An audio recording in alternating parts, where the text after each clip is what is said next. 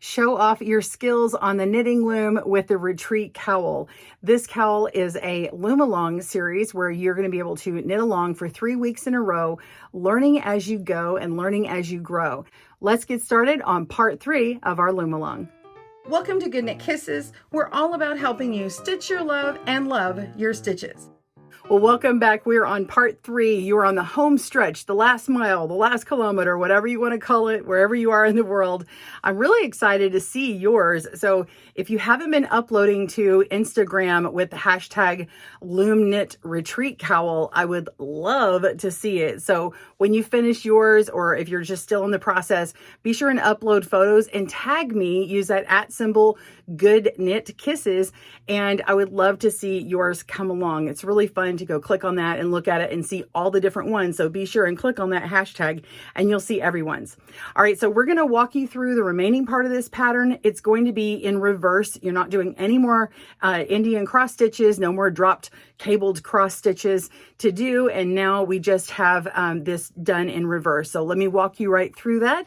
And don't forget to tag me on Instagram. All right, let's go. All right, so we have the beautiful complete chart you can get now on our blog, or if you want to download your own copy, you can get the full completed chart. Everyone left off, whether you were on the skinny or the chunky, you left off on this last round, which is round 36 on the skinny and 25 on the chunky. This 25 is where my little marker is, or my row counter for the chunky over here. So everybody's done a row here, and then we're going to knit around, and then we'll work the seagrass stitch. So when we come back, we'll work the seagrass stitch. So if you do not complete, remember that you have to finish up those last Indian cross stitches where you have to move it over to starting on peg 4 if you're working the skinny, and then you have to do another one of these to balance that out where you start on peg 1 again. All right, go ahead and knit your round. Pause the video and I will see you for the seagrass section. See you soon. All right, to remind you how the seagrass stitches worked, you are going to bind off one stitch and then E-wrap yarn over the next stitch. So to bind off one stitch, we are going to knit 2 stitches. Then you pick up the second stitch, place on the first stitch, and knit over, and then E-wrap yarn over, and then go on to the next pair. We're going to knit over. We're knitting 1, knitting 2, move 2 to 1, knit off, E-wrap yarn over, and move to the next set. Okay, that's it.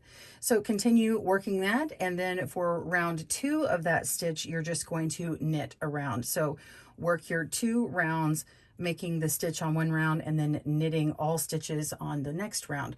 Pause your video and I'll meet you back for the next step. See you soon. All right, now that you completed your 2-round repeat, you're going to do that once more for the chunky cowl and twice more for the skinny cowl. So that means you're going to do those 2 same rounds again, 1 time more for the chunky, and then the skinny is actually 4 rounds, but it's just those 2-row repeats twice. Okay, so go ahead and do that, and I will meet you back for the next stitch pattern. See you soon. You have just finished the seagrass stitch pattern, and now we're on to the diamond lace stitch pattern. We're going to be slipping 1, E-wrap, and then go back and E-wrap the one that we slipped, and that is that figure 8 stitch. So let's hop over to the chart here. Okay, so you've repeated these rounds here for your cowl, and now we're on to these stitches here. So this is the same repeat as you did on the beginning part of the pattern. We are just reversing what we did before. So we're going to do this 3 rounds for the skinny and 2 rounds for the chunky. So let's go ahead and do that right now. All right, the diamond lace stitch pattern, we're just going to go behind peg 1 and behind peg 2, wrap around peg 2, go around and wrap around peg 1 again, and then we just knit off both stitches. And now your yarn is between the first and second peg. You move on to your next peg pairs. You're going to skip the first one or slip, then you're E-wrapping the second, come back and E-wrap the first, and then knit off. Again, making that figure 8 round. Go behind both pegs, go around the second one, go back around the first one, and knit off. So I'm trying to say this 3 different ways just because we have different learners and it catches in your brain different. So now hopefully you've got that now. So go ahead and do 2 rounds of this if you're doing the chunky size, and 3 rounds if you're doing the skinny version. All right, pause your video and I'll meet you back for the next stitch pattern. See you soon.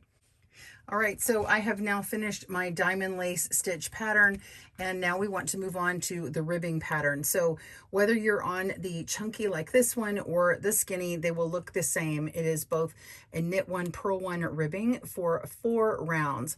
They look the same on both charts, and you can see the column of knit stitches and the column of purl stitches.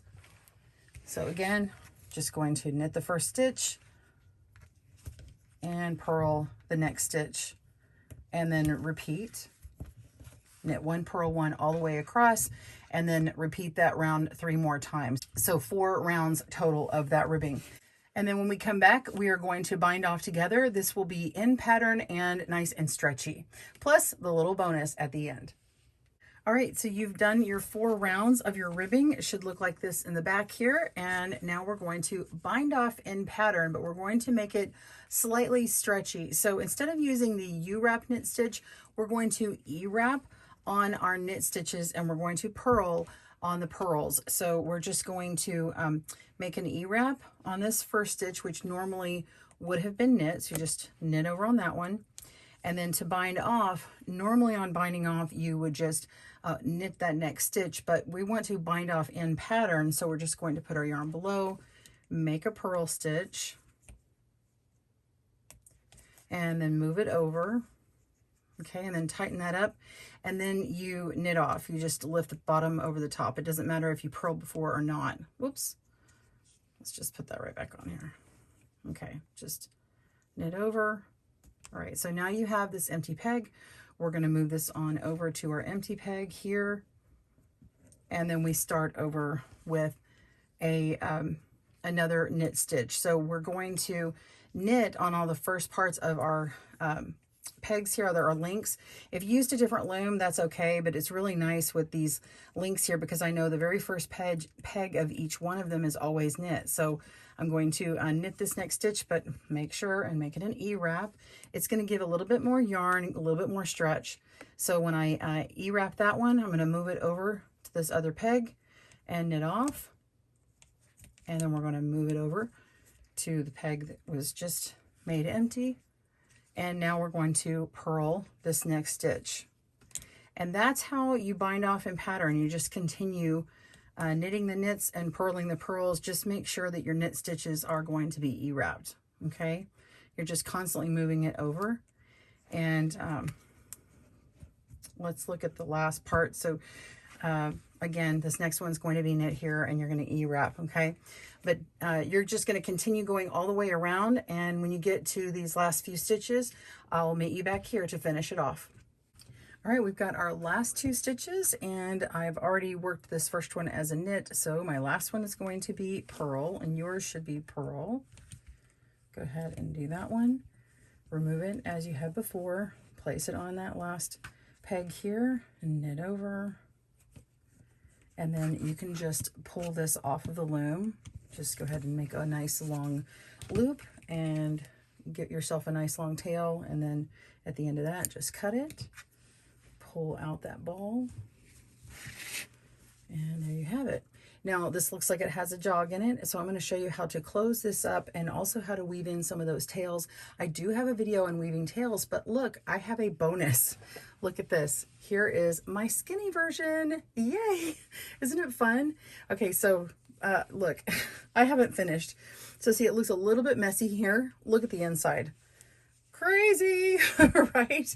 So I'm going to show you how to do some of these in my bonus here in a minute. So we'll finish off the 2 ends, and if you want to stick around for looking at maybe how to do some of these colors, I'll show you this here. And another bonus, I'm going to show you how I did the color changes on this one. I'm just going to show you my highlighted, it's going to be a screenshot that I just highlighted and show you where I made all these color changes in case you want to do a version like that.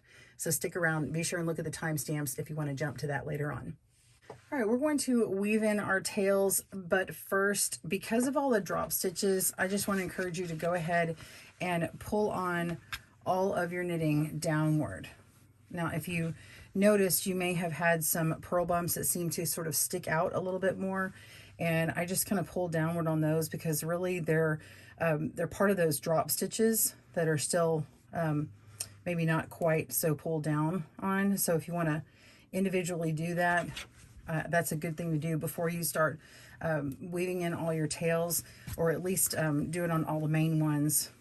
Okay, here, let me turn it around. And then this is the side that has my tails in it for changing colors. So I'm just going to turn this inside out.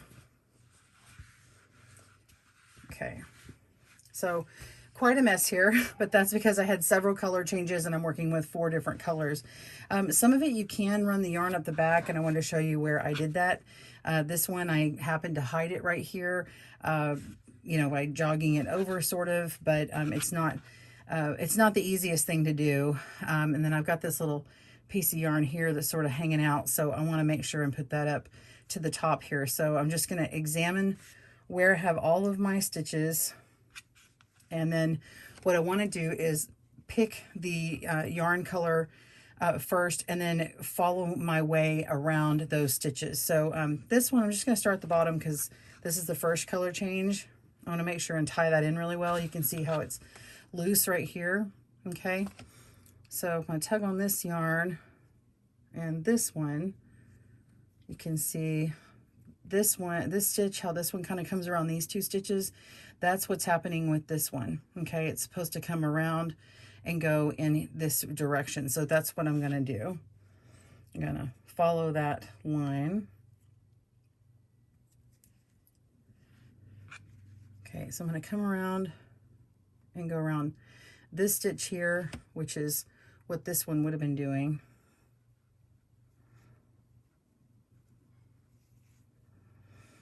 And that ties that part in.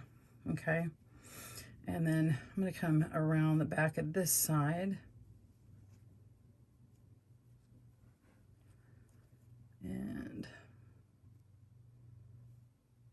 come under here.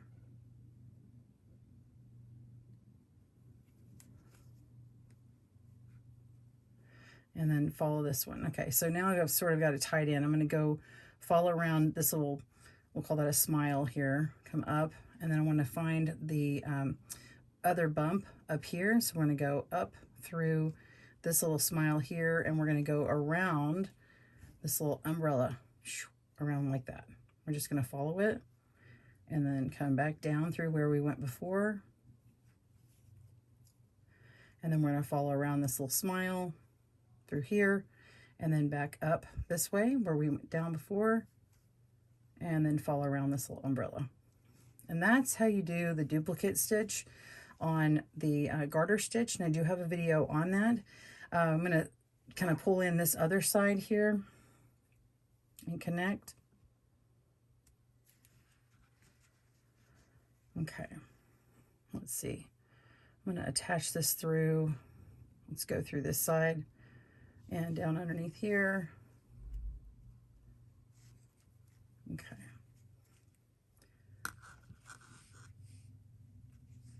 And then I'm going to go on this side of it. So I'm going to go around this little smile here and come back up. And then go around this umbrella here and go down. And that's all you're doing. You're just following along this line, matching up color for color. Okay, so I'm just following the blue with the blue all the way down. And when you get several stitches down in one direction, I suggest that you come back in the opposite direction, back on itself. So let's say, let me do one more here. Okay, so I'm down here, that's going to go back this direction, and then go back up this way and around, and then I'll kind of split through one of these yarns here. There we go. And then trim that off. And there you go. So that's how you're going to connect these here. So you just need to kind of play with it. I suggest going up one at a time and doing the garter first and connecting those. So find my other ends here and connect that just to make sure you know where the beginning end of that one is, and you can get your garter stitch kind of more stable, and then work the drop stitches in, because these long strands really need to lock into something more substantial. So if you close in those rounds first, it'll be easier. So let me go ahead and finish off this row. I think I had, let's see, carried this end up. Yeah, this was my strand that I cut. So I don't have two ends to worry about here because I had carried it up. All right, so if I connect it, let's come down here, and then I'm going to follow this little smile around and come around this little guy here, up top this umbrella, and come back down. And see, just following that color for color. So it seems harder. It's just that once you get going, you can see that all you're doing is matching the colors, and that's pretty easy to do. I mean, as long as you're not colorblind. So, and you would know which colors you used. So, yeah, once you get that going, let me go ahead and pull that off and then do my drop stitch here. So I have one above and below. Here's my purple one, and let's get this one going. It's humid out. My fingers feel sticky today. Okay. All right. Now I want to attach this because you can see that there is no purple here. So kind of fake it. You can see all these little, it's studying your knitting is really what you're doing. So you see this little pearl bump here, and you see one here. So I need to kind of go over and find where to go in with the pearl bump. So it's going to be right alongside where the other one is. So let's go here. There we go. And now that's closed in. Let's see, where do I want to go? We can follow this one up all the way. I'm just going to kind of go under a couple of these just for the sake of getting it woven in. Make sure and don't pull on it too much. And then I'm going to go all the way up to, oh, I split that yarn. I don't want to do that. There we go. Now I'm going to go all the way up to this drop stitch up here. So I followed one of these lines. I'm going to go around and come back down through one of these. And it won't matter this is crossing over. It's still hidden in the back. Okay. And then go around here. Let me get all of this color here. Okay. And then I can go ahead and sort of fake it back here because I've got a short tail and I want to make sure and get this really in here very secure.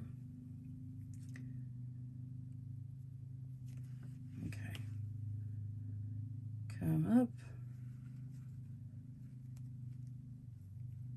Ooh. And I'm gonna come back down where I was before. Okay, and then I can go ahead and trim that off.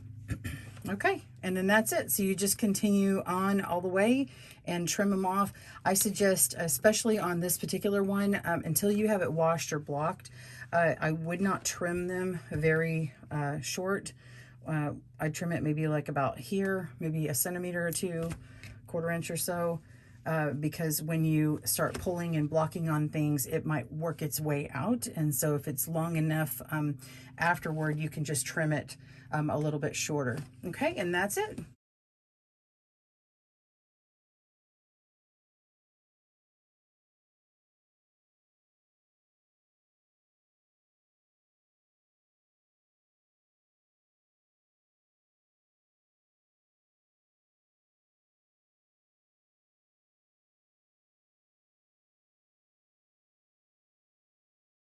Ta-da! Okay, I know you're not finished yet and you've got to keep repeating everything to finish, but I can't wait to see your final ones, your final retreat cowls. So again, hit that hashtag LoomKnit Retreat Cowl and tag us at Good Knit Kisses when you guys finish. It doesn't matter when you finish, just the fact that you finish, we will celebrate it with you. So if you're doing it at the beginning of this project when it happens, or if you're doing it a couple of years from now, because this is like evergreen stuff. This is always a good project to do. The pattern doesn't go away. So once you're done with it, we would love to see yours. If you tag me at Good Knit Kisses, I will be able to get that alert and see it. So I can't wait to see it. Don't forget the hashtag Loom Knit Retreat Cowl. That way when we click on it, we can see all your beautiful things. And don't worry if you mess up, you can always frog and go back, or you just made a design mistake and it's very intentional, right? Oh my gosh, I'm so proud of you. Can't wait to see yours, and join us for our next knit along or loom along and stitches. Happy looming. Bye everyone. Thanks for joining us today, where we help you stitch your love and love your stitches. See you again soon.